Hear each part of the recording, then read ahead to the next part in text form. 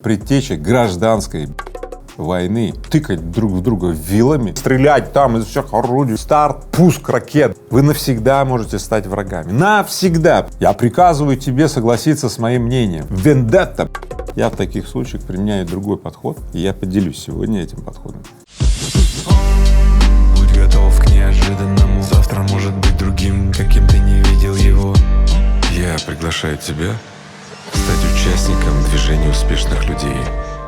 Игорь Владимирович, мы уговорили просто вас прервать молчание в Ютубе, потому что многое изменилось, людям нужны ответы на новые вызовы. Один из таких вызовов — это общественный разлом. Я лично знаю многих, кто не готов общаться даже с близкими людьми из-за разности взглядов. Вот как быть в таких ситуациях? Да, сейчас действительно общественный разлом такой, переломный момент, то есть люди настолько напряжены, зачастую это приводит к таким вот разборкам каким-то. Люди перестают разговаривать друг с другом. Самые близкие люди вдруг отдаляются, да, враждуют, негодуют, прям посылают друг друга. Ну что это такое? Вот, в принципе, мы уже проходили такое время. Это все предтеча гражданской войны. Войны, когда граждане начинают почему-то, да, тыкать друг в друга вилами, лопатами, потом вдруг делятся на белых и красных, и вы сами знаете, чем это кончается. Все. Если ты не за белых, то ты что такое? А если ты не за красных, то вот что такое? И вот они все друг друга тыкают вилами. Ну вот, я победил. Это вот как в том анекдоте. Две лягушки сидят, значит, и спорят, кого первый поезд раздавит. Вот они на рельсах сидят, да, поезд едет. Одна говорит: тебя первый раздавит. Я говорю: нет тебя, нет тебя. Ну а поезд-то едет. Вот. И вот и доходит эта вот ситуация все до финала, и другая говорит: вот, я же говорила, что тебя. И другая говорит: нет, я же говорила, что тебя. Поезду и на красных, и на белых тоже. Когда мне предлагают сесть на рельсы вместе с теми, кто спорит на этих вот рельсах, кого первый раздавит, белых или красных, я предпочитаю на рельсу эту не садиться. Я в таких случаях применяю другой подход, и я поделюсь сегодня этим подходом. Вы сможете применять в коммуникации с другими теперь его и увеличивать качество проживания своей жизни, а не увеличивать говно в своей жизни, понимаете? Сразу хочу оговориться, что мы здесь не для того, чтобы вставать на чью-либо сторону. Сталкивались ли вы с этой проблемой? Есть ли люди, с которыми вы прекратили общение из-за разности взглядов? Ну, конечно, есть. Ну, я этим не живу и не подсчитываю. У меня такого счетчика нет, где я там выписываю, сколько людей, с кем я прекратил общение. Ну, конечно, есть. Но я для жизни использую несколько иной подход, бизнесовый подход. Бизнесовый подход — это использование свобод меня и другого с целью извлечения совместных выгод каких-то. То есть в бизнесе, вообще говоря, не принято сидеть и долго судачить. Вот какое у тебя отношение к твоему поставщику сырья? Какое? Все, он мне сырье поставляет, мы делаем вместе бизнес и создаем там продукт, там бабки зарабатываем, да, качество жизни улучшаем. Вот. Среди людей, да, я часто вижу такое там личностное, ну, неприятие с фиксацией и возведением целого такого пантеона, что он и все. И дальше, ну что тут вот делать? Поэтому я, когда сам чувствую, что впадаю в такое состояние, а я тоже, как живой человек, могу впасть в такое состояние, я делаю такую кнопку прерывания и упертого барана выключаю своего. Вот каждый человек может быть упертым бараном, правильно? Ну, каждый может. Вот, и даже это необходимо, такая напористость, настойчивость в совершении дел. Но если эта напористость начинает вдруг приносить травмы, напряжение гигантское, которое грозит обернуться трагедией, там, разрушением и так далее, то надо вовремя выключить эту напористость. Тем не менее, знаю по себе хорошо, что иногда глубина противоречий достигает такого пика, что уже нет сил продолжать общение. Что тогда делать? Вот рекомендация от Игоря Рыбакова следующая. Ну, первое, кнопку прерывания включаешь. Второе, взять паузу, замедлиться, задержка, все. Ну, как бы это ни казалось, обычно я говорю так: думай медленно, решай быстро. Ну так вот здесь необходимо подумать медленно как раз. Ну, подумать, зависнуть в состоянии такого, ну, наблюдения. Ни в коем случае не переходить к вот этому нажиманию кнопки «Старт», «Пуск ракет». Если есть близкие люди, с которыми у вас длительные отношения, семья и так далее, смотрите, сколько вас связывает тепла, любви, нежности, сколько ситуаций, сколько событий.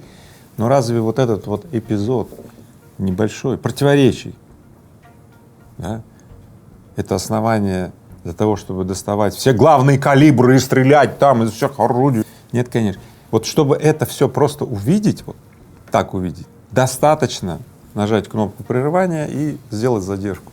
Любой там международный конфликт или какое-то событие, которое вызвало у вас вот эту вот турбуленции, да, но оно никогда не длится вечно, оно заканчивается.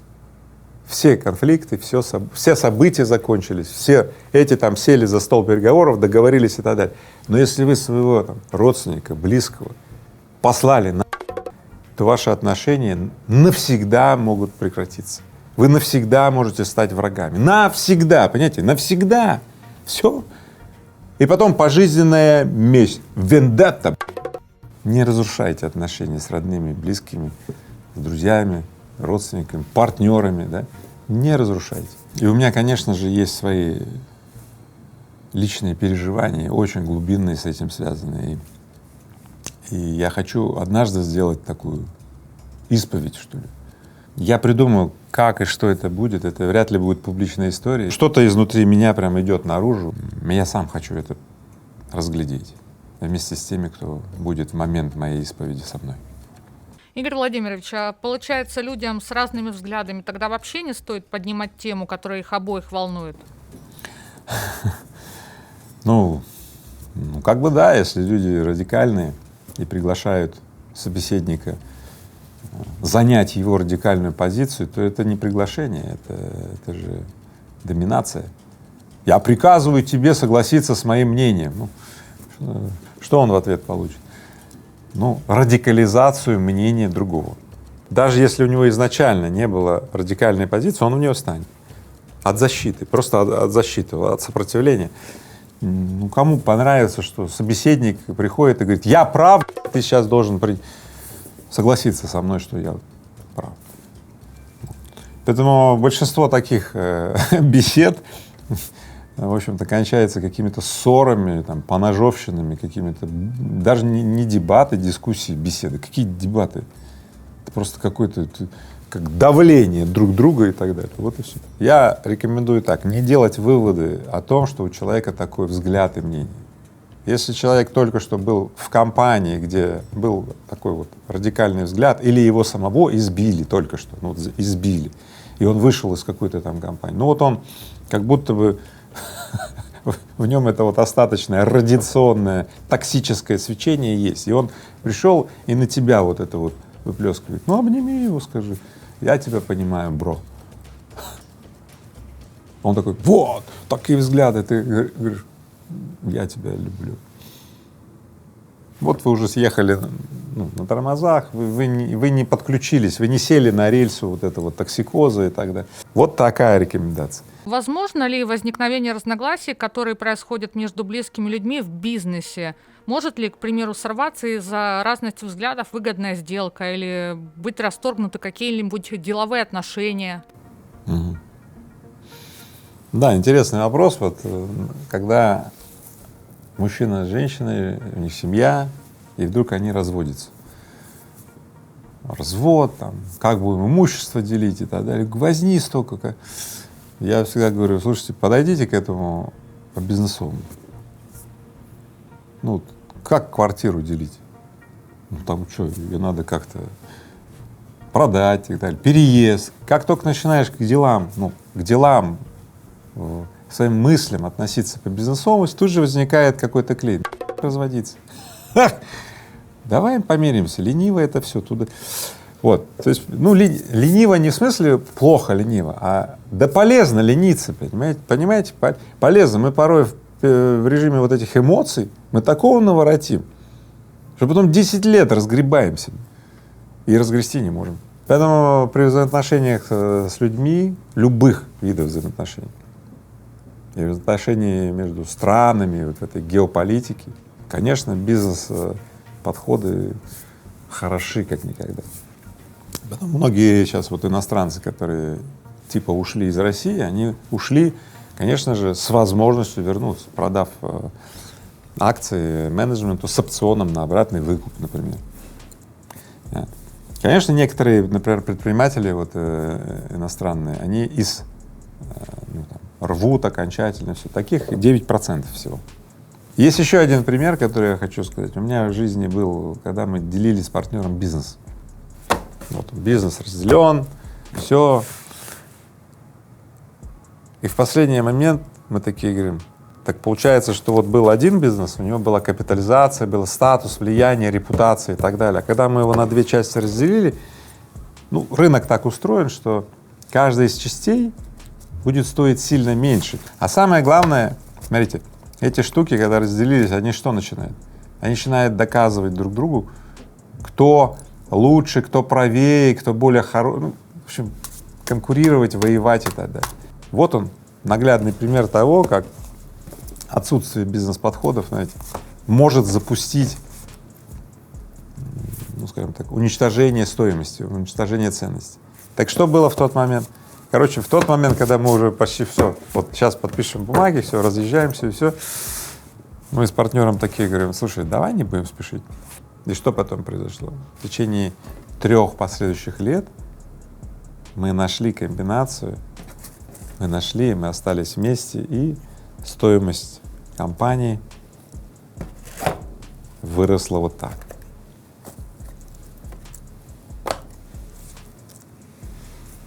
Вот.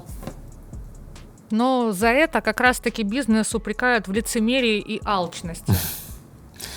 Ну, интерпретаций можно давать много. Может, это хорошо, когда люди думают о выгоде, о совместной выгоде и ищут способы договориться. Или все-таки мы будем выбирать хорошо следование принципам, каким-то там принципам, которые зачастую оказываются спором тех двух лягушек, которые спорят, кого первый раздавит. Тебе принцип, который не приносит тебе качество проживания жизни. Оставлю этот вопрос тебе. Никому не выгодно быть бедным. Бизнес-подходы — это про бесконечный рост благосостояния и бесконечный прирост благосостояния на основе предыдущего благосостояния. Как бы это ни было как масло масляное, так и пусть будет масло масляное. Что ты выберешь? Да. Благосостояние или бедность бедности? Вот, ну, вот сам, вот что ты выберешь, ну окей, такая и будет твоя жизнь. Ну и в финале я хочу сказать следующее. Конечно, удовольствие, которое испытывает победитель спора, когда он доказал кому-то, что я все-таки прав, а ты не прав, да, вот это вот удовольствие длится недолго. Недолго. Потому что потом оказывается, что ты можешь быть выигравшим вот в доказывании какого-то принципа, но бедным, несчастным, денег у тебя нет и никаких перспектив в жизни. Хотя нет, одна перспектива есть — сосать у шарика. И, может быть, после этого выпуска ты отправишь ссылку на этот выпуск тому, с кем ты посрался, вы вместе посмотрите, обсудите и, ну, и выйдете из этого крутого пике по взаимоуничижению, унижению друг друга, да, и так далее. Выйдете и вернетесь опять к режиму добавления, к режиму наращивания благости. Да, режиму малых дел, которые улучшают качество проживания нашей жизни. Дейли, каждый день, каждый час, чуть-чуть, вот на маленькую чуть-чуть, да. Вот. Я очень бы хотел, чтобы этот выпуск сослужил вот такую вот добрую, полезную службу нам всем. И в финале хочу сказать, приглашаю вас всех в погреб Рыбакова. Здесь спокойно, уверенно, и вы видите, здесь процветание, есть что покушать, есть ощущение перспективы в жизни. Да. Ну и хочу познакомить вас со своей новой коронной фразой. Делай как Рыбаков 2 раза в день, и спина болеть точно не будет. Будь готов к неожиданному. Завтра может быть другим, каким ты не видел его. Я приглашаю тебя стать участником движения успешных людей.